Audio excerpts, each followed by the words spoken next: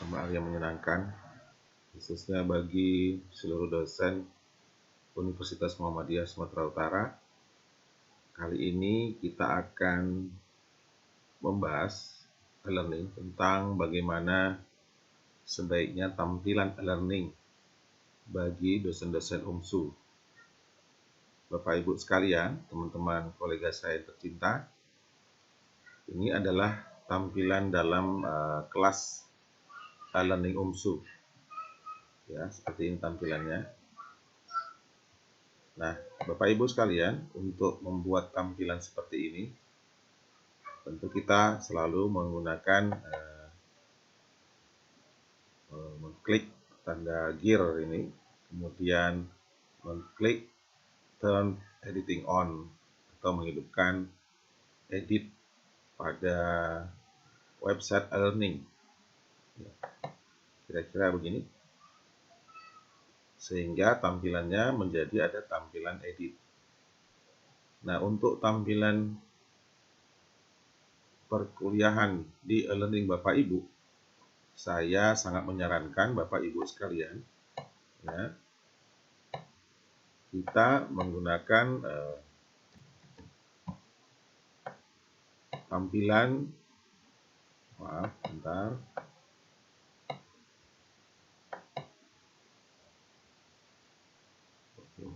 Ini agak macet-macet sedikit.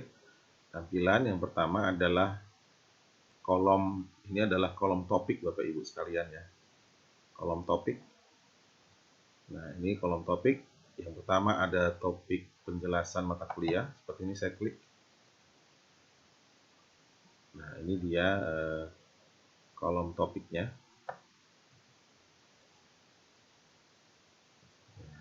Ini ya. Ini saya beri kata pendahuluan gitu. Oh, sorry, ini.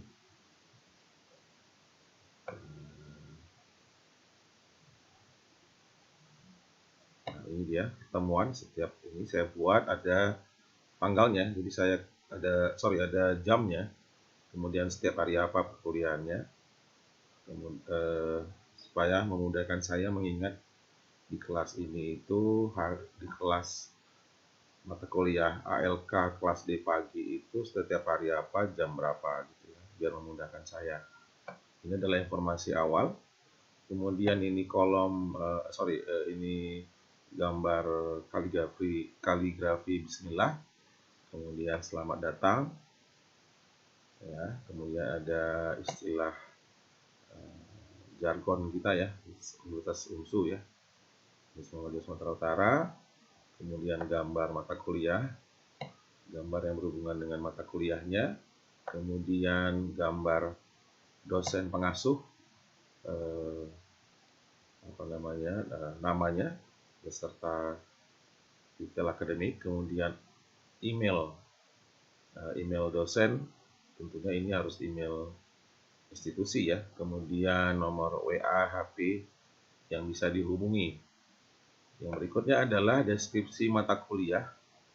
Ya, mata kuliahnya itu deskripsinya dibuat, learning outcomes-nya apa, kemudian petunjuknya apa, petunjuk mempelajari bahan ajarnya, kemudian glossary atau daftar pustaka ya, kira-kira begitu. Kemudian di sini saya buat satu lagi adalah kehadiran, absensi. Nah, ini saya buat absensinya di topik pertemuan setiap Rabu dan jamnya. Yang berikutnya adalah topik pembelajaran pertama. Ini nampak ya, sampai ke pembelajaran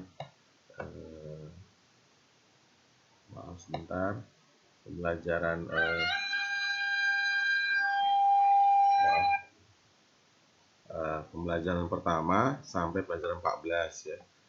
Ini pembelajaran pertama, pembelajaran ke-8 itu termasuk dia UTS 9, 10, 11, 12, 13, 14. Yang terakhir ini adalah ujian akhir. Nah, ini topik-topik ini khususnya untuk ujian tengah semester dan ujian akhir ini memang metode perkuliahan e-learning kita pada saat pandemi COVID ya. Kalau dia tatap muka, kita tetap menggunakan e-learning ini, tetapi mungkin topik ujian akhir semester dan ujian tengah semesternya nggak ada, karena ujian-ujian tersebut dilaksanakan di tatap muka ya, langsung di kelas. Nah, saya buka satu topik ya, pembelajaran pertama. Oke. Nah, ini di pembelajaran pertama saya menggunakan waktu itu saya menggunakan pertemuan Facebook Forum live. Kemudian ini materinya tetap saya tanam juga, jadi ada materi modul ya di dalamnya. Kemudian ini saya tambahkan gambar. Kemudian link video ya yang berkaitan dengan tema ini ya. Kemudian saya masukkan diskusi. Jadi dalam setiap pertemuan itu harus selalu ada diskusi, Bapak Ibu ya, harus ada diskusinya. Jadi diskusi itu tujuannya untuk menanyakan ke mahasiswa tentang modul dan video yang saya tampilkan. Nah, jadi mahasiswa mengikuti perkuliahan dengan cara menjawab diskusi. Ya, dengan cara menjawab diskusi. Diskusinya itu pertanyaan, di mana pertanyaannya itu bersumber dari modul yang Bapak Ibu beri atau link yang Bapak Ibu beri.